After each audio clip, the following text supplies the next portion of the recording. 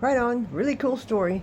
I was just sitting there talking to my friend, and I got a couple people at like 46 years of friendship, and they're my support team. They're like, "Yeah, Brenda, you go." They're my cheerleaders. But anyway, I was just communicating with the vibes with my friend Ann, and she said something about the word heaven in the message. And right when she said that, I have some groceries being delivered. And right when she said that, I go, "Whoa, man, we are on the vibe." I said, "My dasher just said, Brenda, this is heaven, and I'll be at your house soon." I said, "I know her. She's. I wanted her to be the one that delivers my groceries. Her name's actually backwards, and so when she told me, I was like, oh, your name's Heaven, spelled backwards. So we just call her Heaven because it's Nevada or something. But anyway, so it's cool to be able to see words backwards. People are reading this way, and I'm going, and so anyway, yeah, the connection, like me and Ann are talking and with encouraging happy thoughts, because like we fight this spiritual warfare together, man. I got up at 3, started making peanut butter cookies. She got up early too. I said, hey, we're getting up before the devil gets up. Jesus, God, the Father, He never sleeps. He never sleeps or slumbers. Satan does sleep. He's retarded as hell. That's why I'm always up on it, and he don't even know what he's going to get from me. Sometimes he thinks, oh, I'm going to pull this shit on Brenda. Yeah, right, I already know the demons that you already tried to hoover up the army against Brenda. It's so funny. I don't use a bow and arrow. I got the two-edged sword, and it's like every time the persecution comes, it's like... My dad had me using a machete. I praise God for my dad, Orville Bailey. He was in the Marines, and he worked my ass off. Our punishment was to go in the briar patch, and I am not even playing. And that's briars, I'm telling you. And the machete's like, I've always been a little girl. The machete was like 5 times my size. Dad's like, get your ass out there and get the machetes cut out, and them briars all knocked out, and burn them up. And it's like, I don't even know if we got gloves to wear. It don't matter.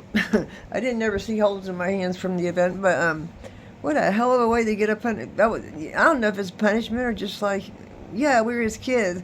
We were the laborers because we cleaned out his fields, 40 acres. It was all good, and I know that he taught me everything I know about courage, about never backing down and being a wimp, and oh my God, to stand up what I'm gonna say, do, feel. Dad would always go baby, go.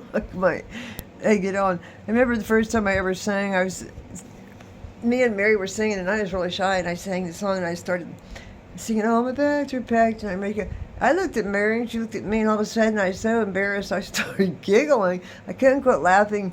I thought I was going to pee my pants. Me and Mary were laughing ourselves off the stage, and when I go up, Dad goes, no, it was real good, baby, and I said, it was just funny.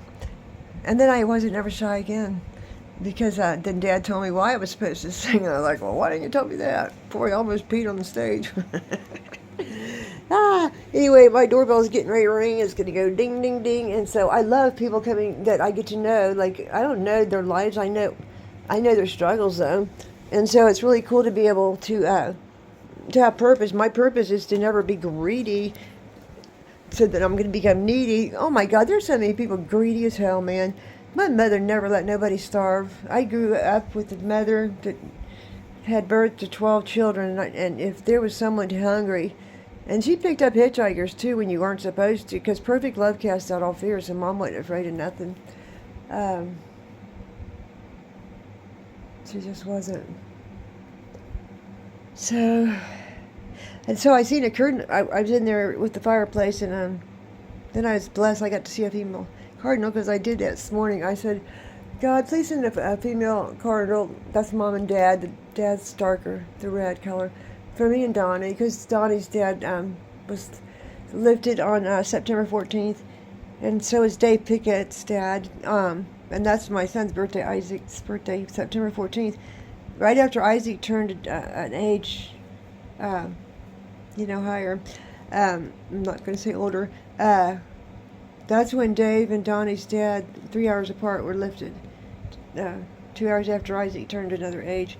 So those aren't coincidences. People don't even think about that kind of stuff. The pattern, the dots, how they all connect.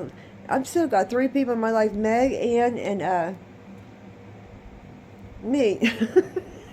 And we're all like born a couple of days apart. I'm in March. Ann's in March. Meg's in April. I knew she would never be born on April Fool's Day because she's far from being a fool. She was born on April 2nd.